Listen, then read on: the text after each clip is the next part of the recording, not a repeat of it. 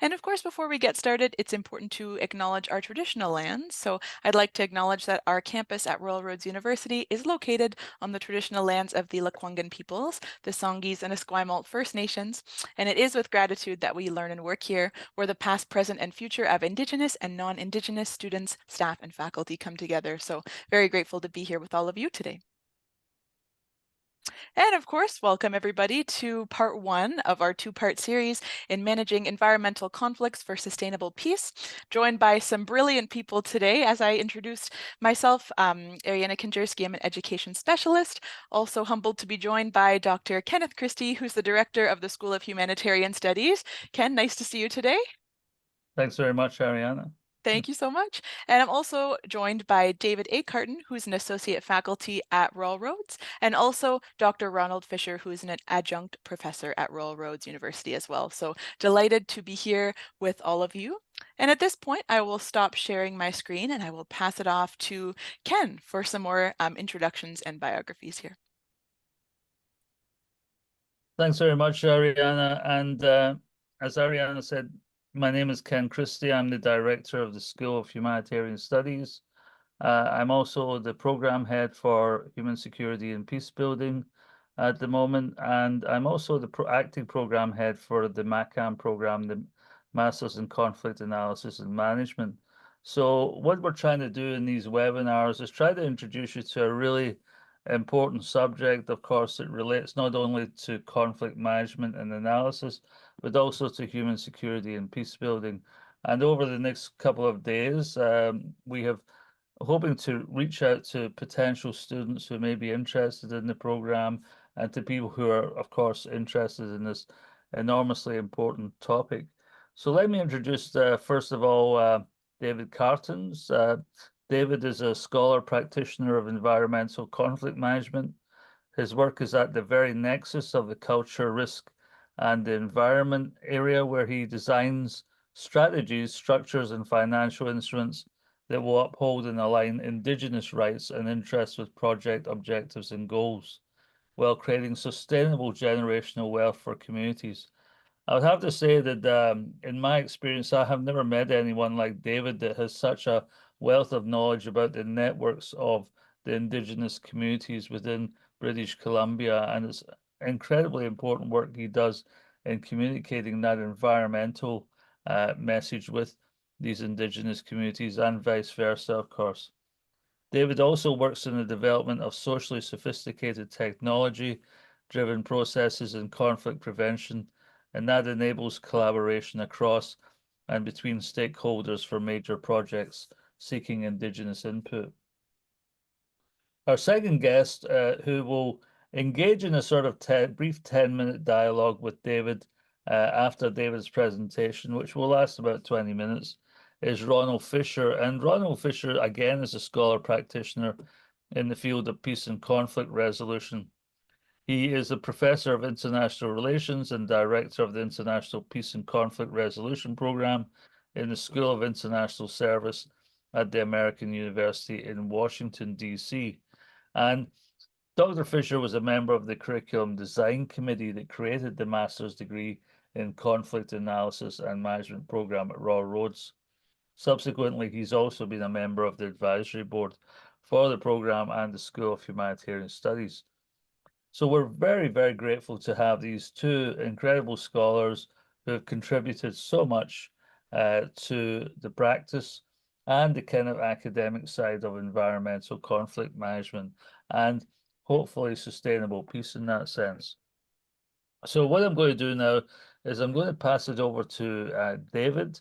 David is going to give a short 20 to 25-minute presentation on this very, very important topic, as I say.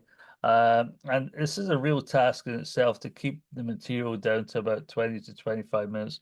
And after we've engaged with Ronald, who's coming in to talk a little bit to David in a kind of dialogue, we'll have room for questions. So thanks very much. And I'm going to pass it over to David now. Thank you. Thanks, Ken. I guess I'll just dive into it. I have quite a bit of slides here to deal with today, and so I'll just start sharing my screen. and get going. See, here we go. And if I can get this slideshow on the road. So can everybody see that okay? Yeah. Great. And I'm going to collapse this view so that I don't get distracted. So I'll do my own acknowledgement and land acknowledgement. I live and work on the unceded traditional territories of the coastal Salish nations of the Musqueam, Squamish, and Tsleil-Waututh. A bit of background on me. Right now, I have two roles that are in consulting and several roles at Royal Roads University and at British Columbia Institute of Technology.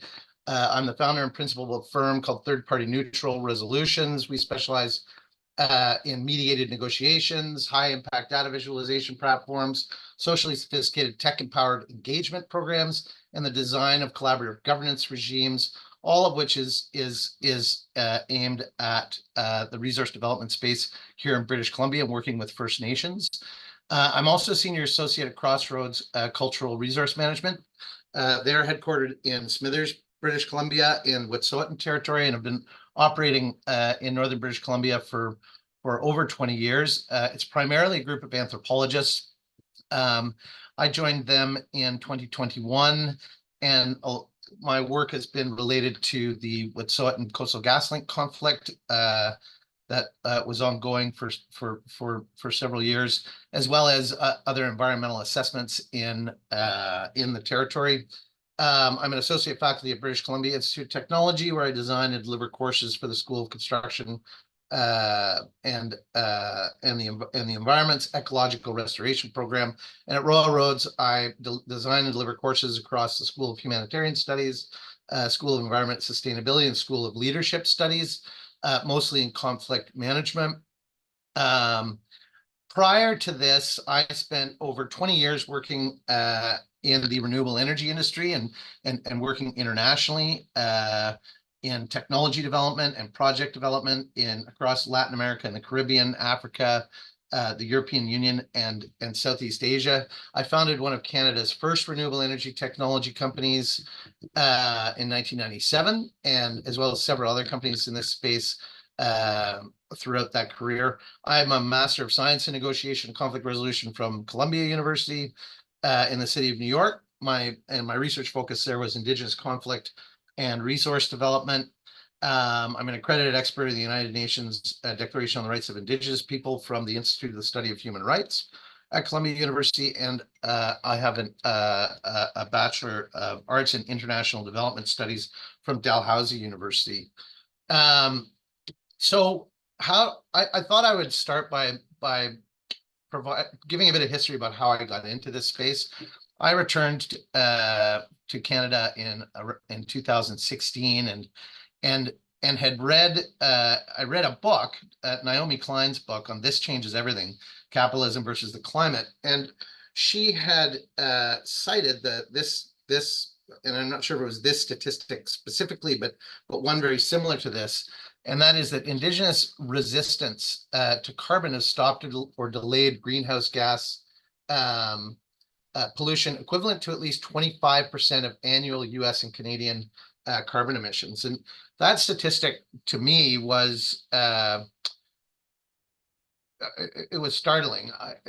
To put that into perspective, I think that in terms of CO2 or avoided CO2s, I mean that beats solar, wind, etc. combined, certainly in North America, and by a large margin. So coming from the renewable energy space and having spent so much time in that space over 20 years, it was very interesting to me. And so that is where I really started with this. Of course, what is unavoidable with that is that that opposition generally leads to conflict. And so resource extraction has been the cause of direct and often violent conflict between Indigenous nations and resource development projects. Just a few recent examples from North America include the Standing Rock Sioux and the Dakota Access Pipeline, the Kinder Morgan Trans Mountain expansion pipeline, Ferry Creek, which was to do with logging, and then the Wet'suwet'en Coastal GasLink conflict. And what's interesting about that very short list is that three of four are here in British Columbia. And I will get into the context of that too a little bit here. So one of the things that, and this has been the most recent work that I've been doing, is looking at the costs of these conflicts, and across the project, the corporate, industrial, and societal realms. Excuse me.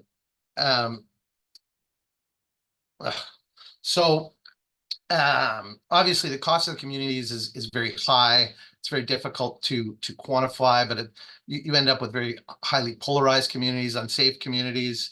But one of the things one of the reasons why I did this is we built the renewable energy industry on what's called an avoided cost analysis. And so, what is your cost for a wind farm or a solar farm versus the cost of having to fuel generators constantly, and that was very much how the industry is built. And so I thought I would apply that lens to these conflicts and look at, okay, well, how much do they cost versus what might have been done to avoid the conflict to begin with. And so I looked at these are costs related to Coastal GasLink, and that was the Wet'suwet'en Coastal GasLink pipeline conflict.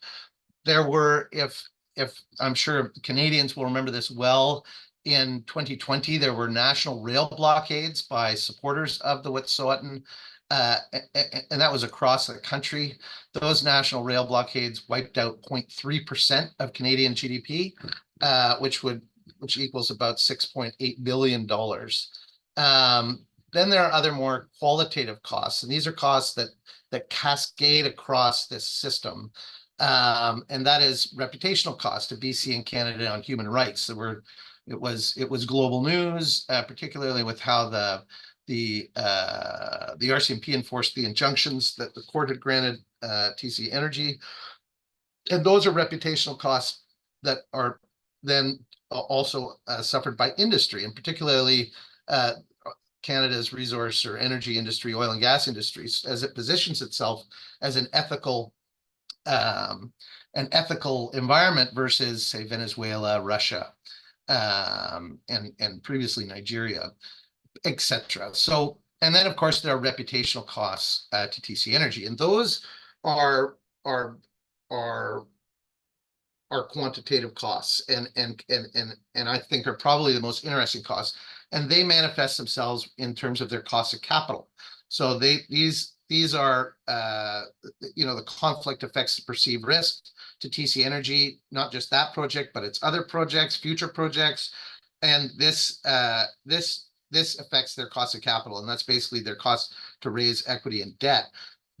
So what the impact of Coastal GasLink, and there were multiple problems with Coastal GasLink, not just the conflict, but I think the conflict was by and large the major issue, and the total share value loss to the total loss to TC Energy share value between 2020 and say 2023 was $10 billion, and so those are very substantial, and that's a cost, that's a loss of value to the investors. And so the impact of that, it can be existential to such companies. So TC Energy's share value is discounted against risk, which affects their cost of equity. The lower the share value, the higher the cost to TC Energy and other investors to raise capital to go through new equity investments.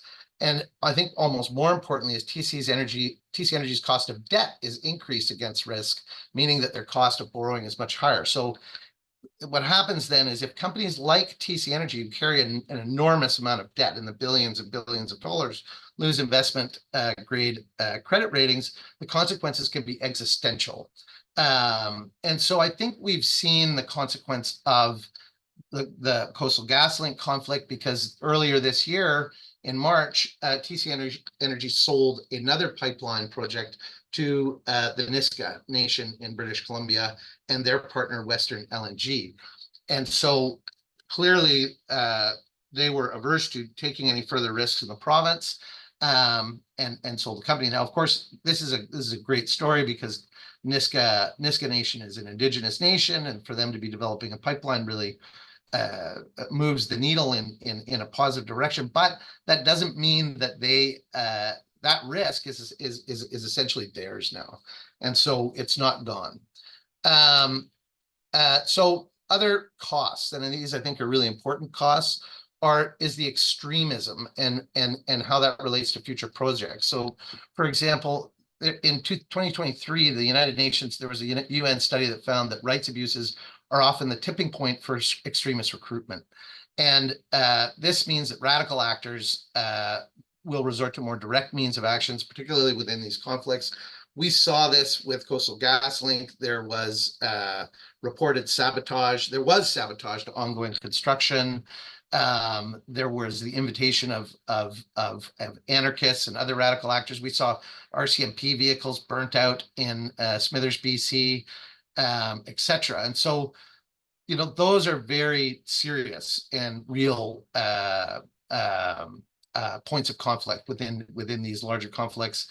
I think that there are future risks to not just Coastal GasLink but other projects, and that's destructive acts against built energy infrastructure. David Suzuki commented on this a couple of years ago. And then you have the risks such as, you know, failed protesters for one project shifting to a new project. So, for example, the same groups moving from Coastal GasLink to new projects such as the Prince Rupert gas transmission. And then this is another thing that we look at, for example, is social media and how this is a fuel for conflict. It's been extreme, in many respects, been the most destabilizing force in the region, particularly in northern British Columbia with regards to Coastal GasLink. Number one is the polarization of these communities, but the difference and the key difference that social media has enabled here is, for example, there have been rail blockades and those kinds of blockades that have been going on for a long time. And within the context of Canada, the protesters, or in many of these cases, First Nations, of course, are very impoverished. And so they don't have funding. But what this has created is an ability to raise funds very quickly and instantly through crowdfunding platforms. And so you end up in what we call a positive feedback loop of funding and protests, where you have a protest action. This goes to social media feeds, which then enables the raising of capital through crowdfunding. And this is to the tune of $500,000 often in some cases. And so that becomes a bit of a feedback loop and attracts what we would call conflict profiteers to protesting projects. And then they have vested economic interests in the continuance of the conflict and not de-escalating. And so these are the issues that that oil and gas has been dealing with, and I think for some time. Now, of course, we're now in the era of decarbonization, and so one might say, well, now that oil and gas is seen as a sunset industry, perhaps we're not going to have these problems. But I don't think that the energy transition changes anything. And so while the oil and gas industry is now rushing to extract as much remaining fossil fuel as possible before being overtaken by decarbonization efforts, which are efforts that seek to extract an unprecedented amount of critical minerals needed to electrify human energy needs, we should be seeing, I expect that these conflicts will manifest again, even though that they are projects that would seemingly be aligned in terms of decarbonization.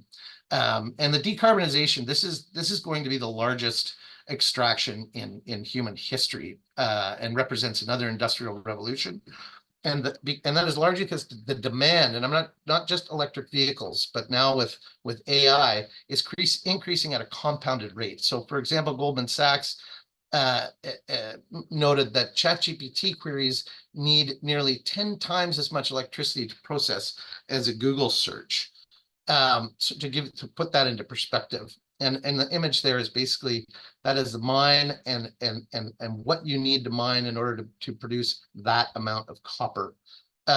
which is a critical element for electrification. And so then we look at, okay, well, where are all these critical minerals? And basically 54% of current projects working with the material base of energy transition minerals and metals globally are located on or nearby Indigenous peoples' lands. And because of the need for energy is increasing, the need for those minerals is going to increase. The World Bank has estimated that the production of minerals such as graphite, lithium, and cobalt could increase by nearly 500% by 2050. The International Energy Agency projects that lithium will have the fastest growth, with growing demand by over 40 times by 2040, followed by graphite, cobalt, and nickel, which would be 20 to 25 times. And if you look at this map, you can see that British Columbia is really, again, at the epicenter of this, as are, Ontario and Quebec, and then of course in Latin America and in Latin and South America. And so, there we go. And this, I think, is another element that really needs to be considered here, and that's climate change and biodiversity. There's a widespread agreement that biodiversity is humanity's strongest natural defense against climate change. And the other aspect of that is that Indigenous nations are now generally being promoted as trustees of this, as their communities safeguard about 80% of the world's remaining biodiversity. So in the face of climate change, and this is a key dimension when we talk about conflict and analyzing conflicts and understanding them, that is interdependence. And the higher interdependent we are, or less interdependent we are on one another. But in the face of this, climate change and biodiversity, society at large is very highly interdependent of Indigenous nations. Now, another dimension we look at in conflict is relative power. And in Canada, Indigenous nations hold an extraordinarily high degree of relative power within the relationship with government and Canadian society. And this is largely through constitutional and treaty rights. I won't get into the details of this, but I thought I would cite this book. This is a book that I read actually when I got back to Canada that really impressed me. I recommend it. I highly recommend it. And so those rights, treaty rights, and constitutional rights. Now I want to look a little bit here at British Columbia and the context of British Columbia. This is very important with regards to these conflicts. As you can see, this is a treaty map of North America. And British Columbia, through historical circumstances, is largely uncovered by any treaties. And so what that means is that the Constitution, by and large, defines the relationship with Indigenous nations. And there is this treaty, Treaty 8, which does cut into to northeastern British Columbia. And then there's the Nisga'a Treaty, which was the first modern treaty. And that's about it. There are some treaties coming that have been done recently, but the vast majority of the territory of this province is not covered under treaty. And so those are constitutional rights that determine it. But it is not that simple, and this is meant to basically show the legislative complexity, and I'll get into why this is important and why this creates complexity within the province. And basically in the province, because we have in British Columbia adopted the United Nations Declaration on the Rights of Indigenous Peoples, which is a commitment by the province to align all of the provincial laws to the Declaration Act, to the Declaration. And so we have multiple legislative issues here. We have Section 35, Aboriginal rights, which are constitutional. There is the Federal Indian Act, which has existed since Confederation. I think it was, in fact, the first act of Confederation. There are treaties that do exist, and then we have the United Nations Declaration. So it makes for a very multi-jurisdictional environment and one that can be prone to conflict. To give you a sense of this, what I'm showing here is a map of the statement of intent of traditional territories of indigenous nations in British Columbia. So these are the nations as they have existed prior to colonization, prior to the Indian Act and the creation of Indian reserves.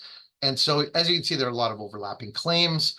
And these projects tend to exacerbate those overlaps. But the other thing here to understand is that there are governance systems that have been in place for thousands of years that govern these territories. And I'll get into a bit of that in a minute.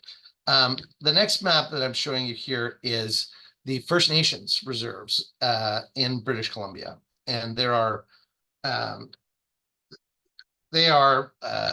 were created under the Indian Act.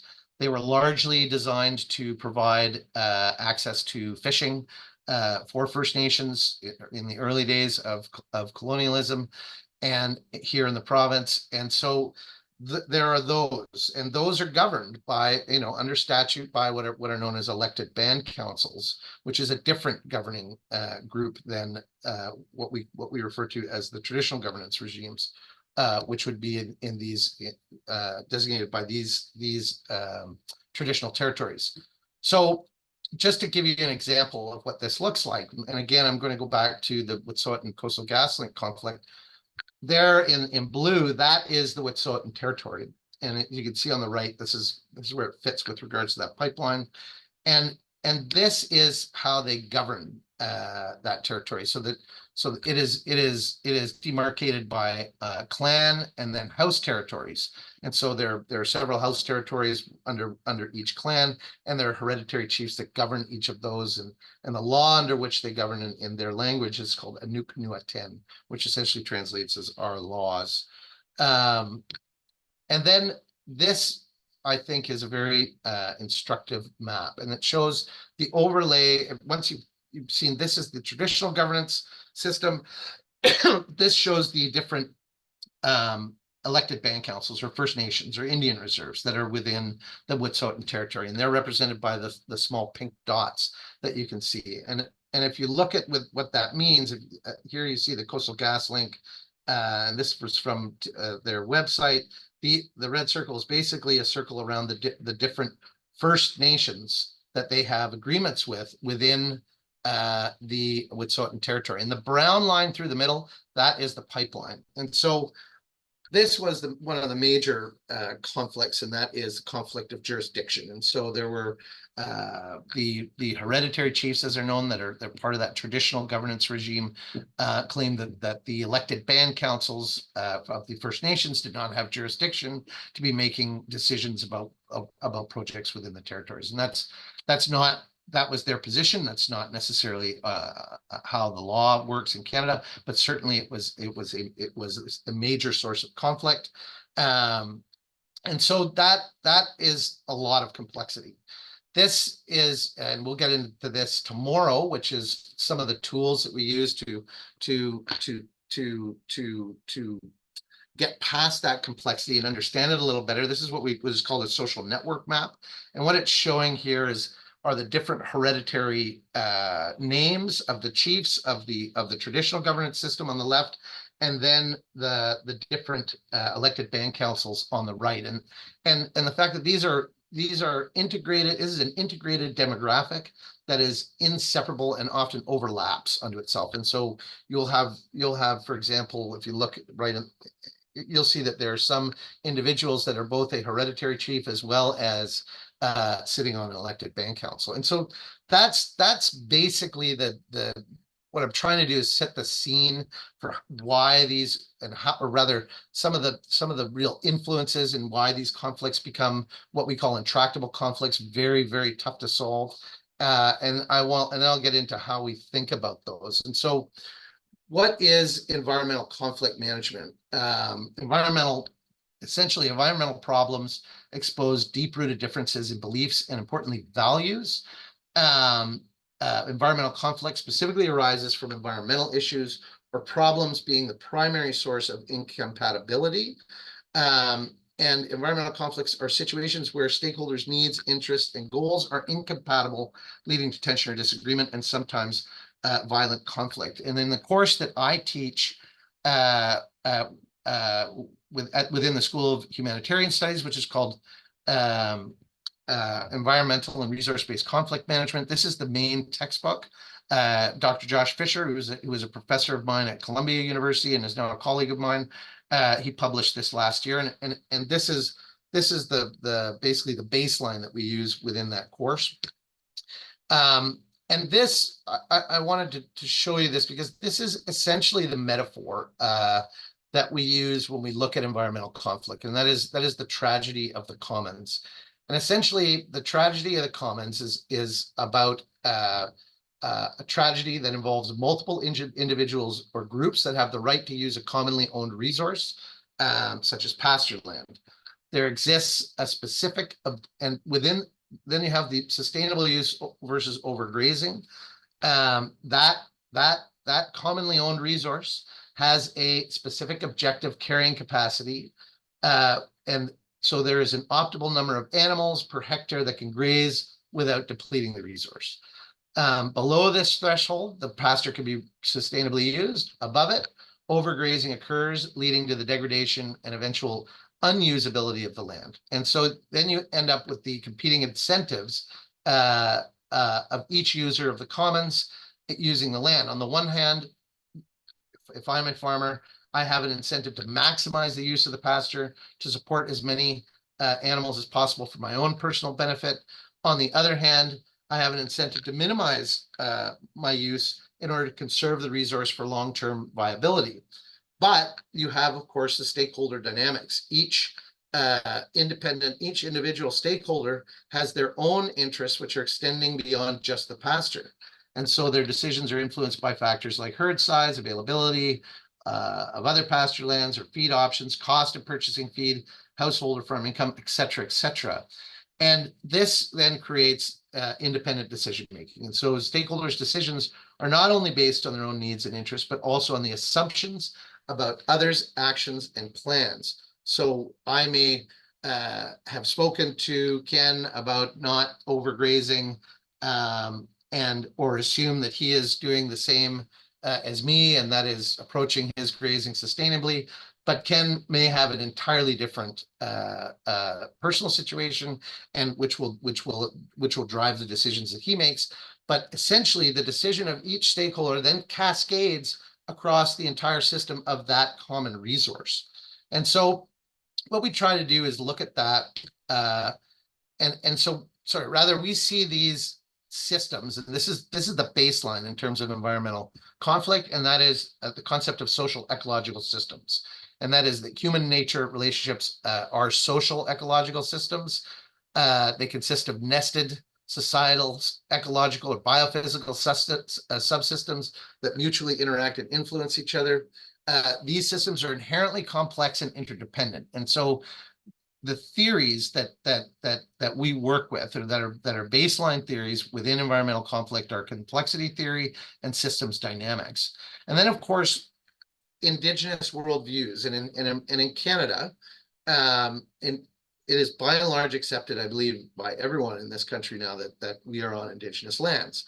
And so now we need to understand Indigenous worldviews. And these are generally seen from what I've learned, they view their societies as social ecological systems, meaning that they are connected to the land, not just the land, but everything that is growing in the land, everything that is on it, within it, etc. Whereas European Western worldviews don't necessarily adhere to that. And so here's an example of the European, Western worldview with regards to nature. If you look at some of these definitions, the Oxford English Dictionary of nature, these are the different definitions of nature. Nature, according to the Oxford English Dictionary, is the phenomenon of the physical world collectively, especially plants, animals, and other features and products of the earth itself, as opposed to humans. The Cambridge Dictionary, all the animals and plants, rocks, etc. in the world, and all features, forces, and processes that happen to exist independently of people. And it sort of goes on. So these are competing worldviews, and in some cases, I think, and probably less so now, but competing values. So when we look at these, we try and sort of see what kinds of problems we're dealing with, and and so this is a metaphor we use as well, and that is clock problems versus cloud problems. So in 1966, Karl Popper, who was a philosopher of science, observed that some problems work more like clocks. They're mechanical, finite, linear, predictable, and controllable, while other problems work like clouds. They're infinite, non-linear, ever-changing, unpredictable, and hard to control. So this it has, and so you look at a clock problem. And so how do we resolve clock problems? Okay, we identify the problem. This is open loop thinking. We identify the problem, gather data, evaluate alternatives, select a solution, and implement. Okay, and this is by and large how the province has worked with projects in with any resource development project and with Indigenous nations. You see, they select, they gather, they assess, they report, and informs their decision making and presumably better outcomes. However, this has not been the case, as we've seen with certain more recent court cases, such as Blueberry First Nation, which is a settlement in the hundreds of millions of dollars, because this approach did not address the complexity and indirect relationships. So, and this is a small image to sort of demonstrate that line of thinking. Here's somebody. He's sitting on his stool. He's realizing, I've got a problem. Okay, if I do this, I can solve that problem. But what he's missing is this, and that is what we call an unintended consequences of an action when you're thinking in that sort of open loop method. And so that's why, and this is something that Royal Roads is very invested in, is systems dynamics and systems thinking. And this is for dealing with cloud problems. And environmental conflict are inherently cloud problems. They're complex, they're nonlinear. And so this is sitting, I've got a goal, I make a decision, and then I've changed the state of the system and everything's going to be wonderful. But of course, there's a feedback loop there. And so the state of the system has changed. And so there will be side effects to that. And then, of course, you have the goals and the decisions and actions of others and what that does to the system in general. And then, of course, the side effects of that. And so this is a framework for thinking about these problems. And this is a very simple slide for something that's very complex, but when we look at managing environmental conflict, where I'm working right now is looking at collaborative governance regimes. And the idea here is that when institutions are no longer able to enable people to meet their needs and interests or align with their values, people will inevitably strive to redefine the rules and structures that govern environmental dilemmas. And this presents significant opportunities to leverage the power of collaboration to learn how to better align the institutional architecture with a wide array of needs. And on the left, this is basically a representation of what are the drivers, the engines of a collaborative governance regime. And my hypothesis, my theory is that given all of the complexity and the multi-jurisdictional environment that is British Columbia, when you're dealing with industrial proponents, the government of British Columbia, the government of Canada, the traditional Indigenous, the governments of Indigenous nations, and the statutory governments of the First Nations and elected band councils, this is a way to address that. And so, and this speaks to a little bit about what I'm going to be talking about tomorrow, but and particularly with regards to technology, this is a problem statement that that I have articulated, and that is that there are information asymmetries between that risk further ecological damage and intractable conflict, and those are these information asymmetries are power asymmetries, and they basically obstruct balance engagements between First Nations and resource developers. Resource companies have no end of money to throw at problems where they can leverage information for getting what they want out of the relationship. Whereas in Canada, because of the structural impoverishment of First Nations, largely due to the Indian Act, they are very resource constrained. And so that creates a power asymmetry. And so that power asymmetry in turn inhibits the negotiation of agreements that will address economic development while also safeguarding Indigenous territories and global biodiversity, which of course concerns all of us.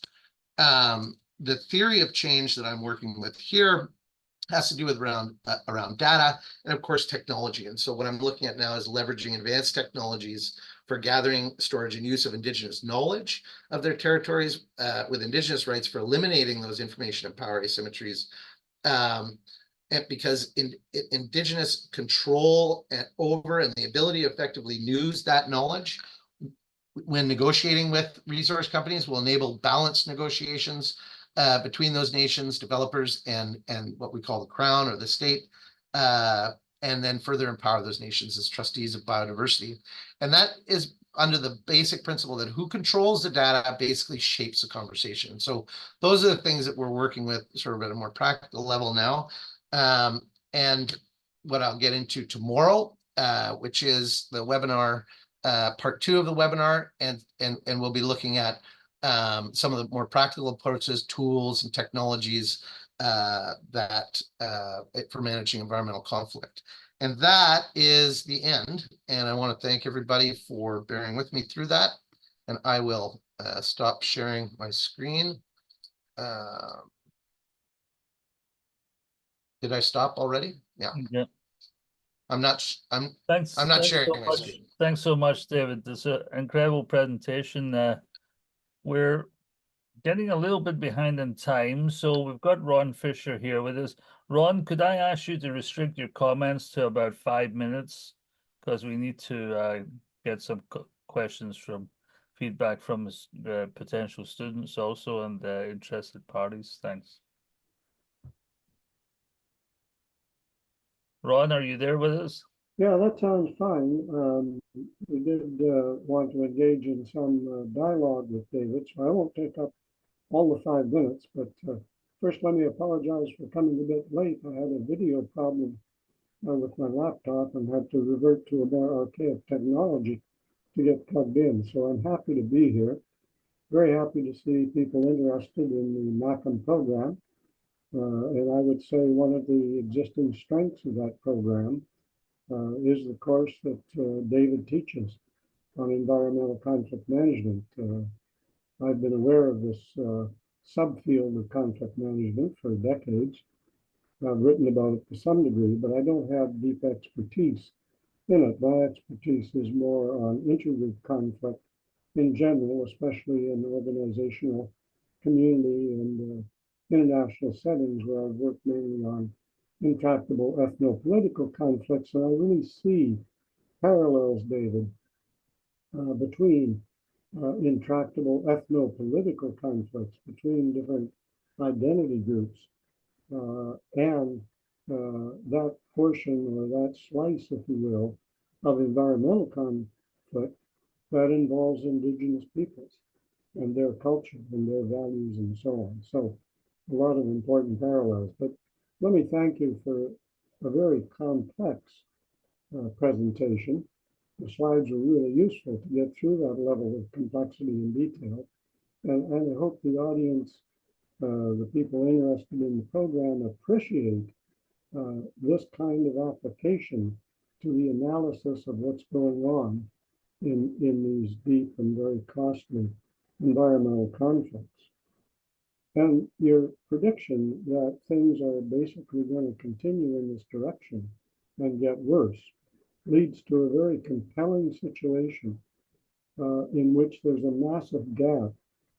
My impression, I've been looking into the intersection between conflict management practices and climate change effects for the last while. And it seems to me there's a massive gap between what is going to occur, not just in continuing resource development projects, but in adaptation work to deal with the effects of climate change, which is going to generate conflict between multiple parties on many issues.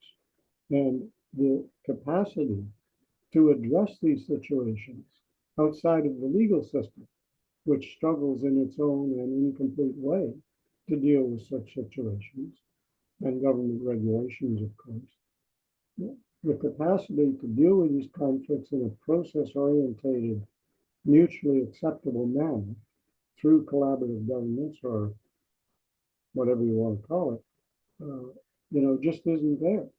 So how do you see this looming crisis between what's going to happen and what's available in BC, in Canada, and indeed the world? The US for decades has always been ahead of us in many ways in dealing with environmental conflict. I don't know the whole scene in Canada. I want to look into it. But it seems to me we have a massive deficiency here. Would you elaborate on that? Yeah, sure. Thanks, Ron. I think Canada is a much more complex environment with regards to this than the United States, I think. And that's largely because of the laws that we have and the constitutional rights that are enshrined in the Constitution Act, and the way that the Indian Act works. I know, as you know, many of your colleagues in the United States that work in this and environmental conflict, the Udall Center, or what used to be the John McCain Center for Environmental Conflict. The British Columbia is taking steps towards this, and so the Declaration Act, which was bringing the United Nations Declaration of the Rights of Indigenous People into the province, is a step in that direction, or what I would call the province's theory of change for dealing with this. I think that it's been a big push, largely because of the absence of treaties in this province, whereas treaties by and large define the relationship with the rest of Canada. And we'll see how that works. The Environmental Assessment Act, it has changed, and so there is a new Environmental Assessment Act. The new Environmental Assessment Act is looking, it is very focused on Indigenous nations. And that language is quite specific. It's Indigenous nations rather than to say First Nations, because First Nations can mean many different things. And I think transcends First Nations and elected band councils, and as well as being able to deal with traditional governance regimes. And so it is looking to recognize all of this complexity within that act. The other thing that it's trying to do, and that is create an alternative dispute resolution mechanism within environmental assessment. So an environmental assessment has to be done. It's environmental impact assessment. Most of the world works under these frameworks. The Environmental Assessment Act here is created an alternative dispute resolution mechanism. The driver behind the dispute resolution mechanism is to achieve free, prior, and informed consent, which is a fundamental tenet of the United Nations Declaration on the Rights of Indigenous People. And of course, there's been a big call, largely from First Nations, to get out of the courts. I mean, the courts are adversarial by nature, and take a lot of time and a lot of money if you're going to be pursuing any kind of legal action. And so that is under development now. What I do know about that is that because the province and the government of British Columbia has taken such a large step in this direction, that there is not a lot of capacity that is able to fill to step in and act and to resolve these conflicts, because they are complex. So it's not like a simple mediation, right? There's an enormous amount of work that has to go into understanding them, and that is understanding the environmental conditions, and I mean that in the social ecological sense of it. And so that's a gap, and it's certainly something that I hope that that we can then help fill at Royal Roads with this course, and in providing a specialized course so that people can learn the complexities of this, right? Because it's not simple, and these are different problems. They're cloud problems, right? Thank you, David. I think we've used the 5 minutes, so turn it over to Ken and Ariana. Thanks so much, and great little discussion there. Fantastic presentation. I'd like to offer the chance to any potential students or participants in the webinar to have a question if they want from David. It's all right if you don't have questions, but if you do have a question, please let us know. There's a chat box there which you can enter your question, or if you, I think, raise your hand, maybe Ariana can unmute you and let you ask the question directly to David. That's great. Thank you so much, Ken. Just while we're waiting for any potential questions, I'll go ahead and just reshare my screen. I'll give us a little bit of program information on the Conflict Analysis and Management Program if you are interested. So just give me 2 seconds while I reshare my screen here. Perfect. Hopefully everybody can see the good screen there. So again, any questions, as Ken said, please just feel free to type them in the chat box, and I'm happy to read them out loud, or if you raise your hand, I can go ahead and unmute your mic as well. So if you want to know more about conflict analysis and management, as we've heard so many interesting things today, and this is only part 1 of the webinar, so more to come tomorrow. But if you want to know a little bit more about our program, our Masters of Arts in Conflict Analysis and Management, I'll just give a little bit of program information. I should say also that all of this information will be included in my follow-up as well. So for the folks not tuning in live, it'll be in my email too. And then you can also check out all of this information on the program page at royalroads.ca. So all of this will be following up after the webinar. So the program at a glance for the Masters of Arts in Conflict Analysis and Management is a 36 credit program. The program length is about 26 months plus, and the delivery is blended. And at Royal Roads, a blended program is defined as something that has elements of online and then also an in-person component as well, with the residencies that are 2 two-week residencies. There's also options for a thesis or coursework with internship options. All of that good stuff is, as I said, on the website. So that'll be coming to your inbox after this as well. Some key dates if you are looking at applying, and of course we hope you are, if you're here for the MA and the graduate diploma in conflict analysis and management. The start date that's coming up next is January 13th, 2025, which will be here before you know it because we're almost in fall. The application deadline, if you're looking at getting your documents together, is October 13th, 2024, so October of this year, but you can apply as soon as you're ready. And we review applications on a rolling basis. And if you're wondering how to apply, the first step is an online application fee. So that will be $134.01. And then we ask for some supporting documents with your application. So things like official transcripts from any post-secondary education that you have, a detailed resume as well, a personal statement. And what that means, this is kind of like a covering letter for a job if you were going to apply, really detailing what you want to get out of the conflict analysis program and also what you hope to bring to the program as well. And then we also ask for 2 letters of reference. So those can be academic in nature, or those can be from your workplace as well. And I should mention with your resume as well, really providing as many details as you can on your resume. So any work experience, volunteer experience, of course, as it relates to conflict analysis and management, just so our admissions advisors can have all of that good information when you go to apply.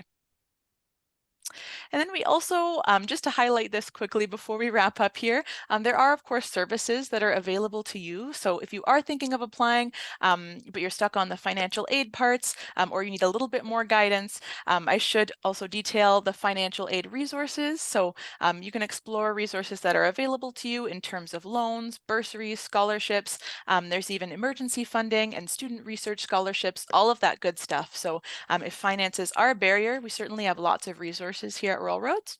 And you can find all that at royalroads.ca/admission/financial aid awards.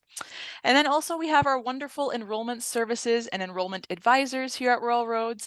They're really wonderful in helping you answer any program questions that you have, discuss programs in more detail, and connect you with students and alumni. So if you're looking to speak with somebody that's gone through the conflicts program, You can also do that as well and connect with them, which is really, really helpful. I say that also as an alumni of Rural Roads myself. And to reach enrollment services, you can reach out at learn.more@ruralroads.ca. And then there's also some phone numbers for local if you're in Victoria or British Columbia, and then toll free for North America on the screen as well. Again, all of this good stuff is going to be in my email anyway, so no need to note it down yet. It will be coming to your inbox shortly. And with that, I will wrap up my portion here. I will also, of course, thank David and Ron for their participation. Thank you so much to Ken as well for being a wonderful MC for today. With that, Ken, I just want to offer you the floor one more time just to wrap us up here. If there's any last words before we sign off today. Yeah, thanks, Ariana, and thanks for hosting this also and putting all this together. You've done a tremendous job, I think. And thanks to David and Ron for their work on this, because it's so important to understand what's really going on with this environmental conflict that's taking place. I mean, years ago, we didn't think about environmental conflict as part of the conflict involving change. And now, of course, it's probably the most important conflict of our times, as the environment and global warming and climate change is taking place at such a rapid pace that these conflicts are expanding and escalating and becoming more and more crucial. And I think that David did an amazing job of putting this together in terms of explaining this kind of conflict, and also its relationship to conflict analysis and management, which is what the program is all about. And I would encourage you, if you are interested in this combination of these things, to apply to the program, because it's so important that we get a handle on this, that we get an understanding of this, and that you can use it in your work environments, of course, in your careers.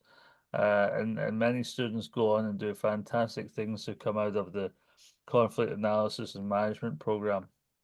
We are having another webinar tomorrow, and David is going to talk about its relationship a bit more in terms of human security and peace building, which is a program that I run. So I'm looking forward to see, maybe you want to attend that. And we will certainly be getting more students in for that also. But thank you for turning up. Thank you for listening, and thank you for engaging in this, because it's so important to keep this kind of work going, especially in the universities and in higher education, where we're trying to make an impact. Part of Rural Road's mission is to transform lives, to try and make an impact in the real world. And I think these scholars like David and Ron show how to make an impact in the real world, and show how to try to change things so that we have a better understanding, not just an understanding though, a kind of an understanding that promotes a way to change things for the better, of course. And that's what we're all hoping to get out of this material. So thanks a lot, and wish you a great afternoon wherever you are and wherever you're coming in from. Thanks a lot. Bye-bye.